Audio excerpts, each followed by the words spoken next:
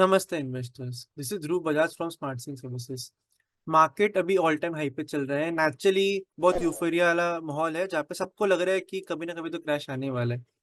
But we at Smart Singh believe कि crash को predict करना नॉट ओनली काफी टफ काम है, बट आपकी जो प्रोबेबिलिटी होती है ऑफ सक्सेस वो बहुत पूरी होती है। सो रादर देन फोकसिंग कि मार्केट अप जा रहा है डाउन जा रहा है, हमारा जॉब एज एन इन्वेस्टर हमेशा ये होना चाहिए कि कहाँ पे ऐसी पॉकेट्स है जहाँ पे फ्यूचर में ग्रोथ की विजिबिलिटी अवेलेबल है।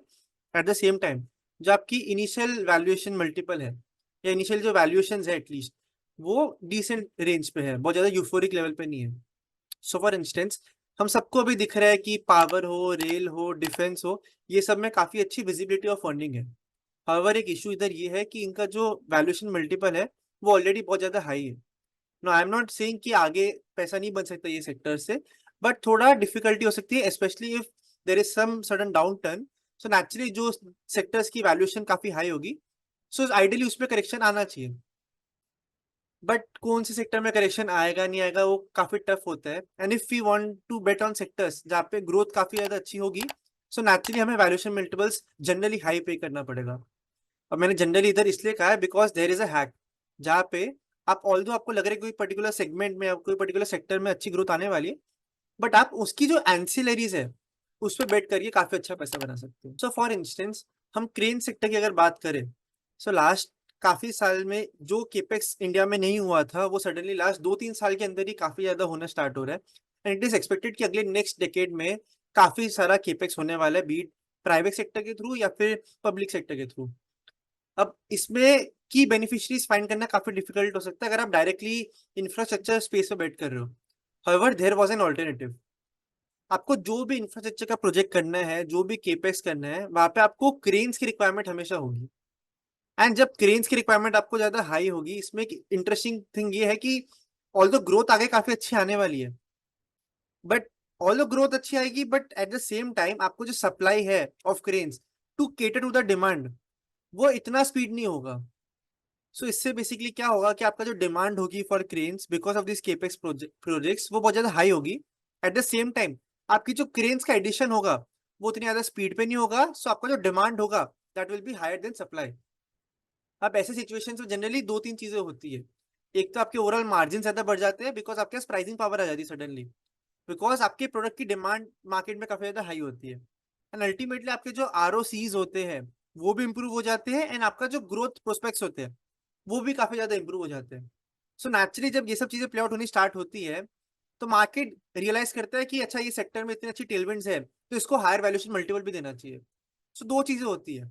एक तो जो सेक्टर काफी टाइम से इतना कुछ वेल्थ क्रिएट एक्चुअली में नहीं कर रहा था शेयर होल्डर्स के लिए एंड काफी कम वैल्यूएशन मल्टीपल पे अवेलेबल था, उसकी वैल्यूएशन री रेटिंग होगी।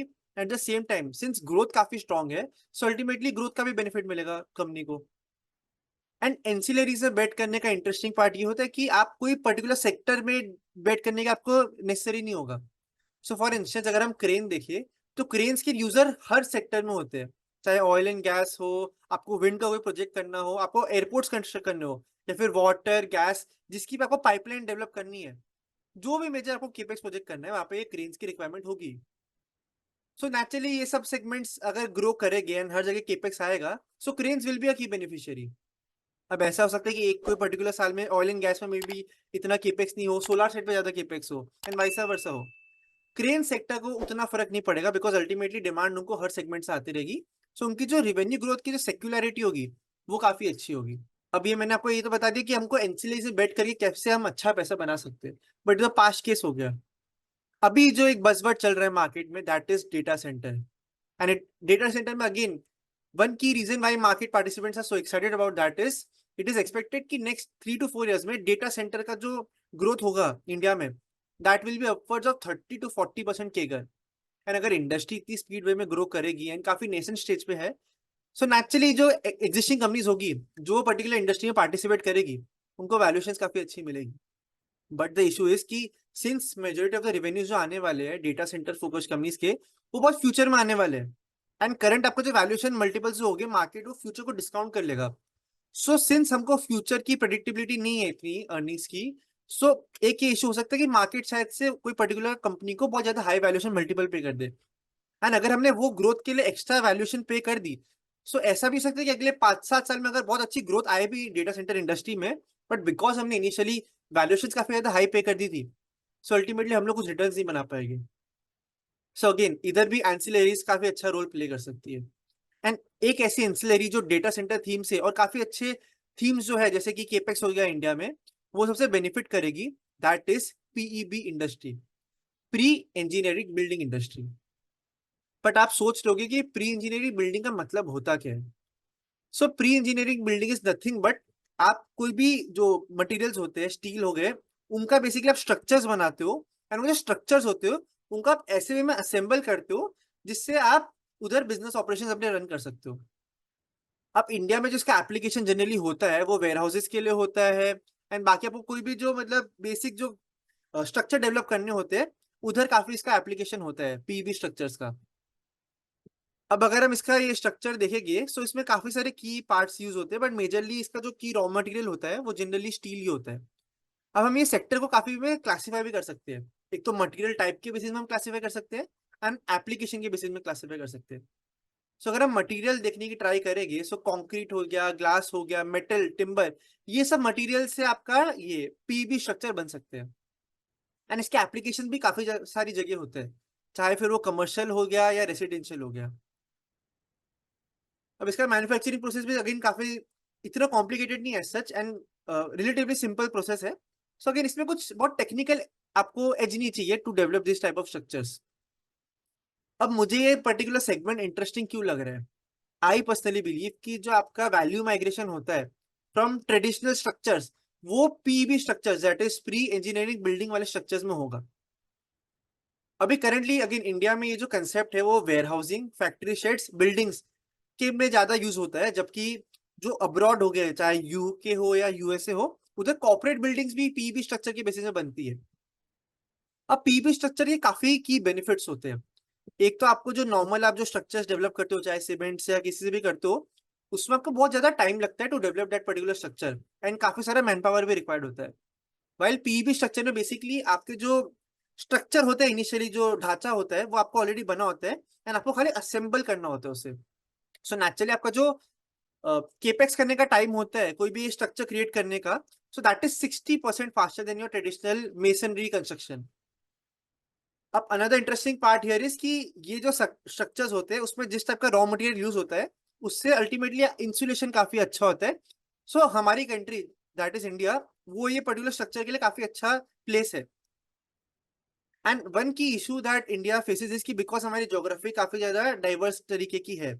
सो अगर आपको रिमोट या हिली एरियाज में कोई भी केपेक्स करना है, उधर एक मेजर इशू ये होता है कि उधर फ्लडिंग और अर्थक्वेक्स ये सब के बहुत ज्यादा चांसेस होते हैं।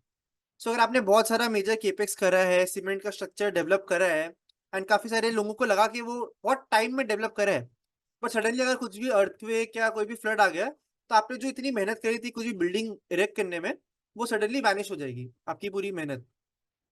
सो पीबी स्ट्रक्चर का उधर काफी अच्छा रोल हो सकता है, बिकॉज ये 60% फास्टर वे में आप डेवलप कर सकते हो। एंड अगर कुछ भी इश्यूज हो तो आप उसको तोड़ के कहीं और जाके फिर से रिस्ट्रक्चर कर सकते हो। सो इन दैट सेंस आपके जो ट्रेडिशनल बिल्डिंग्स यूज होती थी पास्ट में, उसके बदले आगे ऐसा पॉसिबिलिटी दिखती है कि प्री इंजीनियरिंग बिल्डिंग्स यूज हो सकती है। एंड ये चीज यूएसए, यूके, सारी डेवलप कंट्रीज में ऑलरेडी हो रही है। बिकॉज आपके एक तो आपको कंस्ट्रक्शन में टाइम कम जाएगा, and second most important thing is again आपके कॉस्ट काफी ज्यादा कम हो गए, बिकॉज ऑलरेडी आपका जो स्ट्रक्चर होगा पहले से डेवलप्ड होगा, आपको खाली उसको असेंबल करना है। सो आपके एम्प्लॉयज और जो भी लेबर होता है उसके भी इतने एक्सपेंसेस नहीं आने वाले। अब मैंने जैसे बात करी थी कि डेटा सेंटर से इसको बहुत मेजर बेनिफिट आएगा, सो ऐसा क्यों है? So before that we need to understand कि डेटा सेंटर इटसेल्फ क्यों इतना बस वर्ड बन चुका है मार्केट में, क्यों इतनी अच्छी ग्रोथ एक्सपेक्टेड है उसमें। सो अगर हम चार्ट देंगे तो वी कैन सी कि डेटा सेंटर लास्ट 4-5 साल में ऑलमोस्ट 35% केगर से ग्रो करा था, बट अगले 5-6 साल में इट इज एक्सपेक्टेड कि और 30% केगर से ग्रो करने वाला है। एंड इसके काफी सारे की ड्राइवर्स है। मेनली एक तो आपका जो ट्रांजिशन होगा from 4G to 5G, and then आपके जो क्लाउड कंप्यूटिंग का जो बूम आने वाला है। सो ये सब चीजों से आपका जो डेटा होगा उसका जनरेशन काफी ज्यादा बढ़ जाएगा। बट इशू इज कि आप डेटा जो जनरेट कर रहे हो उसको कहीं ना कहीं आपको स्टोर करना पड़ेगा, बिकॉज डेटा से आप काफी ज्यादा अच्छा एनालिटिक्स करके बहुत अच्छे यूज केस निकाल सकते हो। सो नेचुरली ये जो पर्टिकुलर सेक्टर है उसमें बूम आना ही है इंडिया में, एंड गवर्नमेंट भी काफी ज्यादा प्रमोट कर रही है इस सेक्टर में केपेक्स करना। अब अगर हम इसकी वैल्यू चेन समझने की ट्राई करेंगे कि आपको अगर डेटा सेंटर थीम में बेट करना है, सो कहाँ कहाँ पे ऐसी इंडस्ट्रीज है जिनको डेटा सेंटर से बेनिफिट्स होंगे। So again we can see कि इनिशियली आपके जो बिल्डिंग मटेरियल्स होते हैं उसकी रिक्वायरमेंट तो काफी ज्यादा होती है, एंड फिर उसको आपको जो कंस्ट्रक्शन करना होता है उसमें आपका काफी ज्यादा वो एफर्ट जाता है। अब जो मेजर कंपनीज है जैसे आनंदराज हो गई एंड बाकी से जो लिस्टेड कंपनीज है, वो generally building materials and building construction का काम करती है। अब सिंस डेटा सेंटर में काफी सारी इलेक्ट्रिसिटी का रिक्वायरमेंट होता है काफी ज्यादा, बिकॉज अगर आप डेटा स्टोर कर रहे हो तो आपको 24/7 इलेक्ट्रिसिटी की रिक्वायरमेंट होगी एंड सर्वर्स को डेवलप करके और रन करने की काफी रिक्वायरमेंट होगी। सो आपके जो ट्रांसमिशन वाली इंडस्ट्रीज होती है, डिस्ट्रीब्यूशन वाली इंडस्ट्री होती है, बैकअप पावर हो गया या सर्वर मैन्युफैक्चरर्स हो गए, वो सब भी अल्टीमेटली ये डेटा सेंटर थीम से बेनिफिट करेंगे। एंड हमको दिख ही रहा है कि पावर सेक्टर कैसे बूम कर रहा है because of this particular theme as well. Then again आप फिर उस पर भी बेट कर सकते हो कि जो ऑपरेटर्स ये डेटा सेंटर ऑपरेट करेंगे उनको भी काफी अच्छा ग्रोथ आने वाला है, एंड सिंस डेटा सेंटर में काफी ज्यादा इलेक्ट्रिसिटी का यूज होगा, सो नेचुरली हीट जनरेशन भी काफी ज्यादा हाई होगा। So ultimately HVAC, that is heat ventilation AC जो होते हैं, उनकी भी रिक्वायरमेंट काफी ज्यादा बढ़ने वाली है। सो ये सब एंसिलरीज हो गई डेटा सेंटर थीम की। अब हम पर्टिकुलरली फोकस कर रहे हैं बिल्डिंग कंस्ट्रक्शन थीम पे, बिकॉज आपको डेटा सेंटर जब भी इरेक्ट करना होता है, so आपका जो एक मेजर कॉस्ट होता है दैट इज इंफ्रास्ट्रक्चर इटसेल्फ। तो आपके जो इंफ्रास्ट्रक्चर का जो कॉस्ट होता है, which includes not only your land but आप जो कंस्ट्रक्ट कर रहे हो स्ट्रक्चर, उसका cost is close to 60 to 65% of your overall data centre का कॉस्ट। सो नेचुरली अगर आपको प्रॉफिटेबली डेटा सेंटर रन करना है, तो आपको इस सेगमेंट पे काफी ज्यादा फोकस करना पड़ेगा कि कैसे आप कंस्ट्रक्शन आपका कॉस्ट कम कर लो, जिससे अल्टीमेटली आपकी जो यूनिट इकोनॉमिक्स होगी डेटा सेंटर की, वो और ज्यादा इंप्रूव हो जाएगी। अब ये तो डेटा सेंटर में हमारा एप्लीकेशन काफी अच्छा हो गया। अब another interesting application is in smart city. जैसे जैसे स्मार्ट सिटी का डेवलपमेंट बढ़ता रहेगा, वैसे वैसे पीबी स्ट्रक्चर्स की भी डेवलपमेंट होती रहेगी, because again as we discuss before, ये काफी ज्यादा क्वालिटी वाली होती है, काफी ज्यादा रिलायबल होती है, इसको इरेक्ट करने में टाइम काफी कम लगता है, एंड इसके कॉस्ट जो होते हैं वो काफी ज्यादा कम होते हैं। So naturally it fits the bill for a smart city.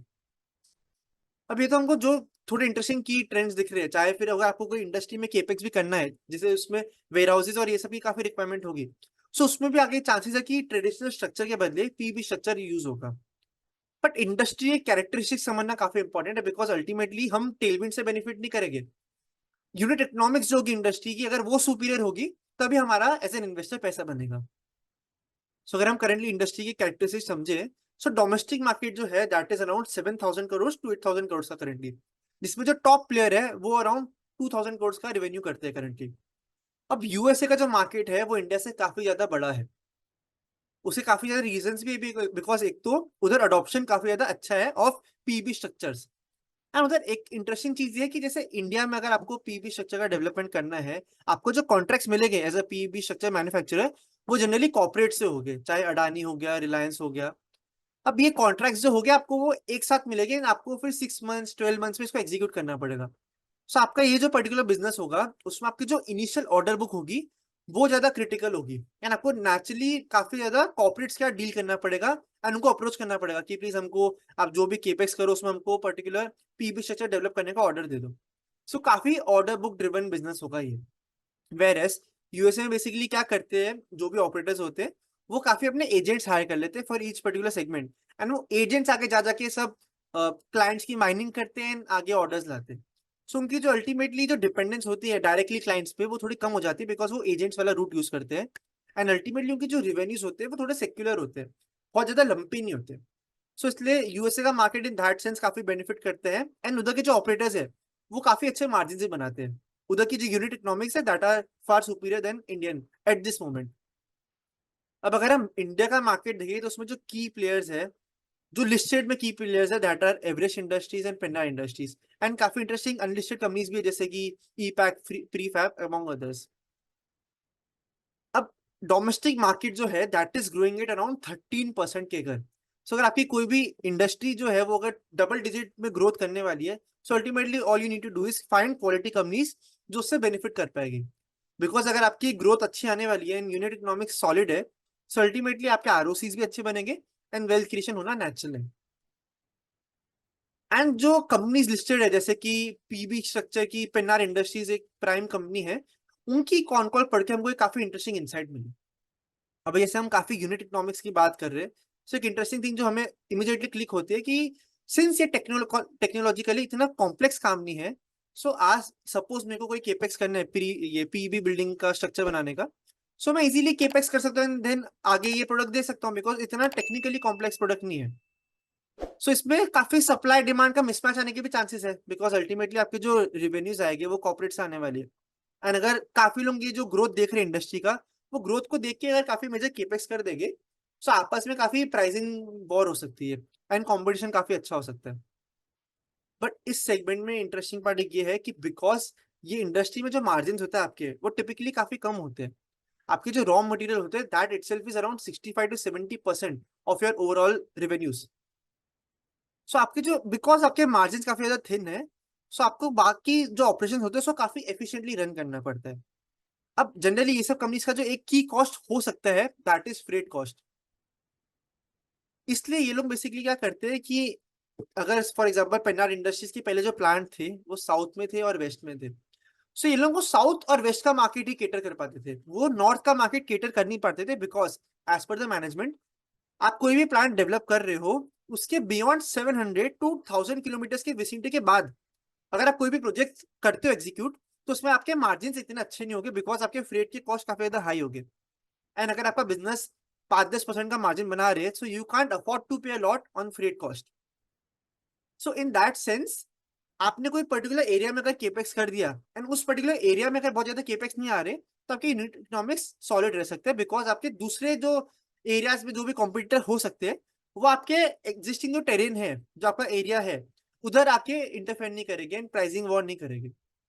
So in that sense ये थोड़ा केपेक्स हैवी बिजनेस भी है, एक ये रिस्क भी है, एट द सेम टाइम अगर किसी को कोई पर्टिकुलर सेगमेंट टारगेट करना है, कोई पर्टिकुलर ज्योग्राफी टारगेट करना है, तो उसको उधर केपेक्स भी करना पड़ेगा, तभी वो compete कर पाएगा उससे।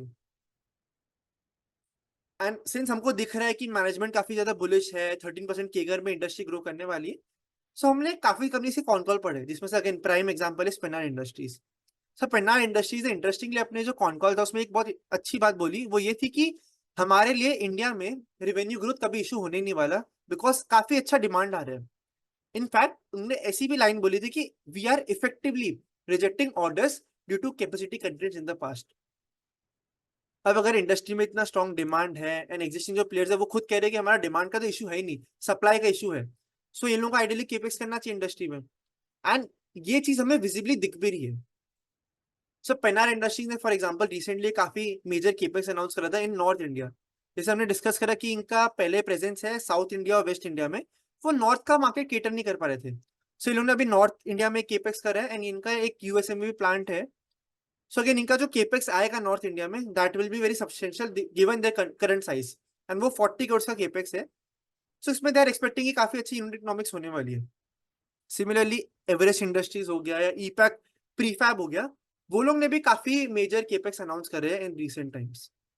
अब another interesting part is Penner industry से मैनेजमेंट ने कॉन कॉल में ये मेंशन करा था कि ये लोग जो केपेक्स कर रहे हैं 40 करोड़ का, उसका जो पे बैक पीरियड होगा that will B only 2 years। सो आज अगर मैं 40 करोड़ लगा रहा हूँ, सो मेरे अगले 2 साल में जो प्रॉफिट्स आएंगे, वो प्रॉफिट्स के थ्रू ही मैं अपना जो एक्जिस्टिंग केपेक्स होगा उसको पे ऑफ कर दूंगा। सो इफेक्टिवली आफ्टर 2 years मेरा जो केपेक्स होगा वो फ्री हो जाएगा, मेरा कुछ प्रॉफिट मैं सारा निकाल लूंगा। सो उसका जो भी इंक्रीमेंटली प्रॉफिट आता रहेगा वो मेरे लिए काफी अच्छा आरओई जनरेट कर सकता है। So again the idea here is कि आप जो भी केपेक्स करो इन दिस पर्टिकुलर इंडस्ट्री, उसमें आपके यूनिट इकोनॉमिक्स काफी सॉलिड हो गए। एंड इन दैट सेंस मेरे को ये पार्ट काफी इंटरेस्टिंग लग रहा है। सो ओवरऑल हमने देखा कि ये इंडस्ट्री में काफी अच्छा ग्रोथ आने वाला है, इसमें क्या क्या रीजन है जिसके से ग्रोथ आने वाला है, एंड इंडस्ट्री के जो पार्टिसिपेंट्स है उसमें क्या एग्जिबिलेंस विजिबली दिख रहा है, दैट इज वो लोग जो बात कर रहे हैं कि इंडस्ट्री में काफी अच्छा ग्रोथ आने वाला है, सो लोग केपेक्स करके दिखा भी रहे कि एक्चुअल में इतनी डिमांड है तभी हम लोग इतना केपेक्स भी कर रहे हैं। बट ये इंडस्ट्री में थोड़े की इश्यूज भी है, जैसे क्या क्या हो गया। अब फर्स्ट चीज हमने जो देखी कैपिटल साइकिल में बेसिकली कि आपका जब भी डिमांड ज्यादा हाई होता है एंड सप्लाई कम होता है, तो आप बेनिफिट करते हो in the short run. However बाकी सारे जो पार्टिसिपेंट्स होते हैं वो भी देखते हैं कि आपका सिंस डिमांड ज्यादा हाई है एंड सप्लाई कम है, सो वो लोग काफी ज्यादा केपेक्स अनाउंस करने लगते हैं।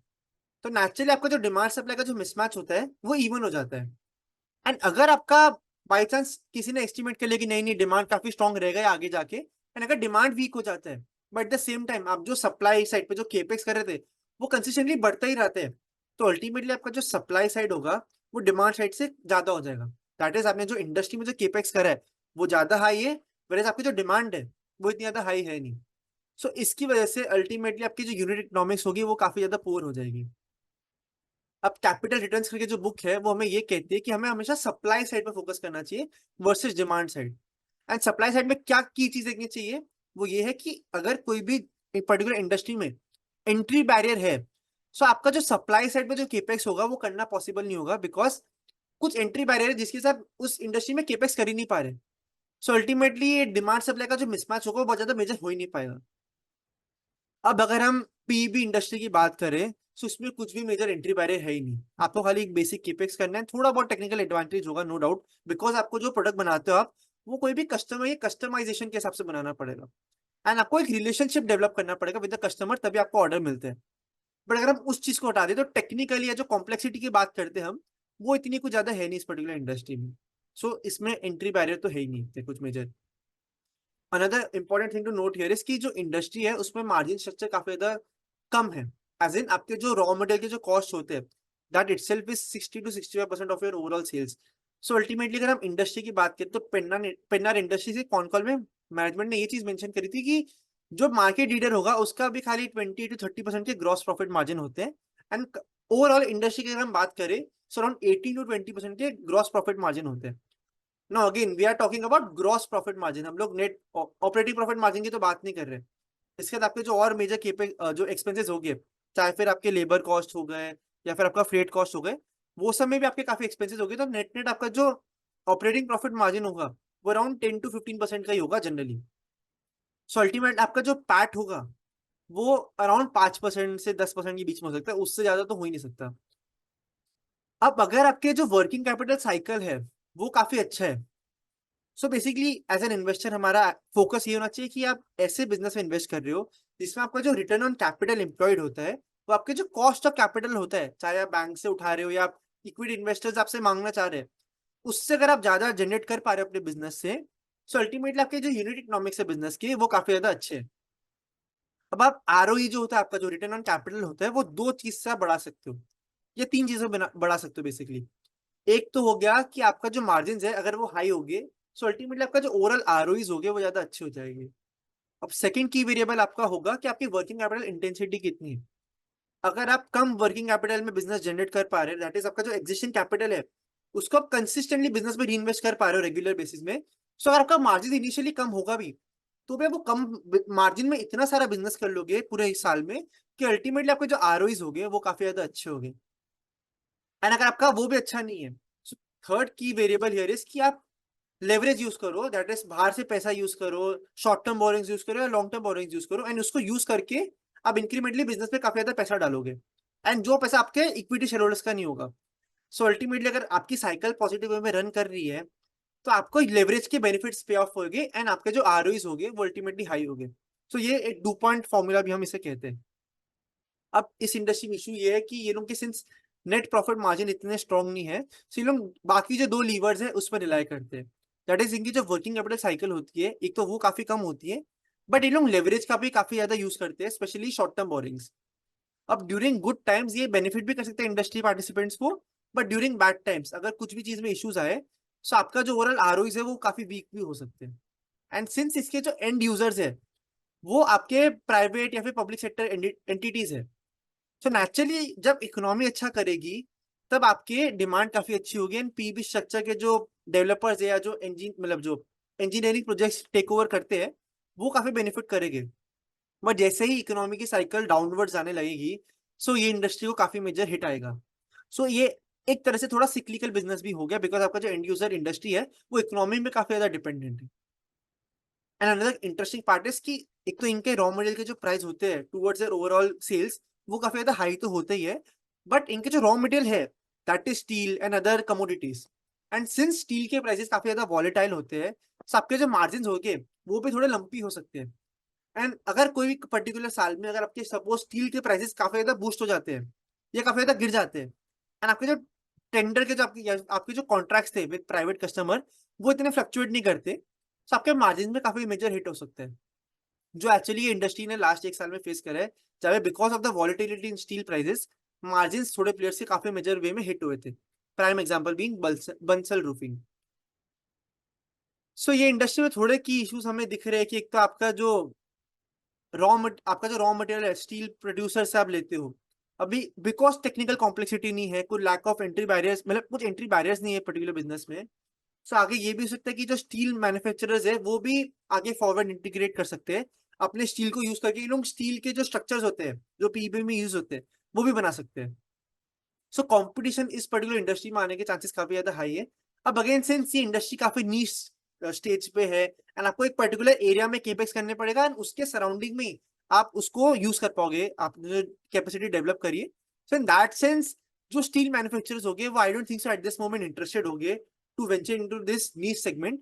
बट आगे ये सब रिस्क प्ले आउट कर सकते हैं बिकॉज अगेन एंट्री बैरियर कुछ नहीं है इस इंडस्ट्री में। एंड एज वी डिस्कस की तो उसके मार्जिन काफी ज्यादा कम होते हैं, काफी ज्यादा लेवरेज यूज करते हैं ताकि आरओज आपके कंपाउंड हो पाए एंड आपके जो रॉ मटेरियल होते हैं वो काफी ज्यादा वॉलेटाइल होते हैं। सो आपकी यूनिट इकोनॉमिक्स में ड्यूरिंग पुअर टाइम्स हिट आ सकता है। अब पीबी स्ट्रक्चर की अगर हम बात करें तो उसमें भी थोड़े की इश्यूज है इंडिया में। एक तो ये कि आपके जो पीबी स्ट्रक्चर आपको डेवलप करना है उसके लिए आपको गवर्नमेंट के अप्रूवल चाहिए होंगे एंड नेचुरली आपको कोई भी लैंड में कंस्ट्रक्शन करना है तो आजकल इंडिया में, आजकल ये बात नहीं काफी सालों से गवर्नमेंट के अप्रूवल्स देने में काफी ज्यादा इश्यूज आते ही है। सो वो सब सेगमेंट के चक्कर में ये इंडस्ट्री में मेजर हिट आ सकता है अगर आपके प्रोजेक्ट्स डिले हो जाए या आप ढंग से केपेक्स जो कर रहे हो वो आप इम्प्लीमेंट ही नहीं कर पा रहे हो। सो प्रोजेक्ट इम्प्लीमेंटेशन रिस्क इस इंडस्ट्री में रहेगी। एंड अभी करेंटली जो हमारी जनता है वो आरसीसी बिल्डिंग्स जो होती है, दैट इज आपकी जो ट्रेडिशनल बिल्डिंग्स है उसको ही प्रेफर करती है।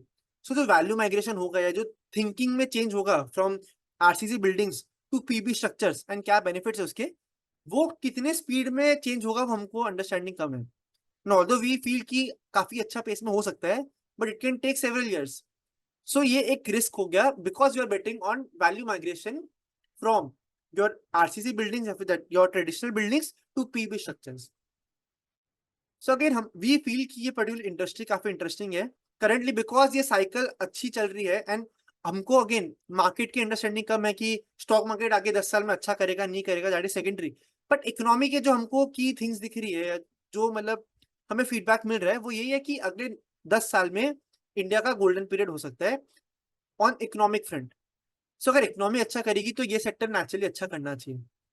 तो दैट्स व्हाई वी बिलीव कि ये जो पर्टिकुलर सेक्टर है that is PEB, pre engineering buildings, ये काफी मेजर बेनिफिट कर सकता है from the capex boom in India. अब ये तो हमने ब्रीफली इंडस्ट्री स्ट्रक्चर की बात कर ली बट हमने कंपनी के बारे में तो डिस्कस करा ही नहीं। सो नो वरीज, अगले कमिंग वीक्स में हम लोग इस पर्टिकुलर इंडस्ट्री की जो वैल्यू चेन है उसमें जो की कंपनीज है, चाहे फिर वो एक मिड कैप कंपनी हो या फिर एक माइक्रो कैप कंपनी हो या फिर एक एसेट लाइट प्ले हो टूवर्ड्स दिस इंडस्ट्री, या फिर एक ऐसी कंपनीज हो जिसका करंटली पीबी स्ट्रक्चर से बहुत कम रिवेन्यूज आता है बट ये लोग बहुत एग्रेसिवली उस साइड पे बहुत केपेक्स कर रहे हैं जिससे अल्टीमेटली उधर से बहुत इंक्रीमेंटल ग्रोथ आ सकता है। सो ऐसी कंपनी जिसमें ऑप्शनैलिटी प्लॉट होगी ऑफ पीबी स्ट्रक्चर, ये सब कंपनीज वी फील कि हम आगे in the coming weeks discuss करेंगे अगर इस वीडियो को पॉजिटिव फीडबैक मिलते हैं। So I hope you like this session and if you do then you can like share and subscribe our YouTube channel and take our services. Thank you so much for watching this session. Good bye.